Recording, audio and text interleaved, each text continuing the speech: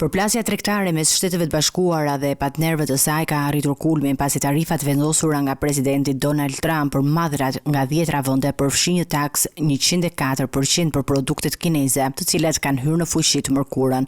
Kjo ka shkaktuar tronditje në tregjet financiare globale dhe ka ngjallur shqetësime për një rënje të mëtejshme të ekonomisë botërore. Shtetet e Bashkuara kanë nisur një luftë tregtare të drejtuar nga presidenti Donald Trump, por agimi i fortë i Bashkimit Evropian është duke u konkretizuar. Komisioni Evropian ka propozuar masa kundër Trumpit, përfshirë tarifa shtesë prej 25% për një gamë të gjerë produktesh amerikane, si motocikleta, shpend, fruta dhe veshje. Këto masa do të kenë pasoja të ndjeshme për rritjen ekonomike të eurozonës. Megjithatë, ekspertët sugjerojnë se inflacioni mund të mbetet i ulët për një periudhë të shkurtër. Banka Qendrore Evropiane është e gatshme të ndërhyjë dhe të sigurojë stabilitet financiar në zonën euro, ndërsa frika për një recesion global vazhdon të përhapet.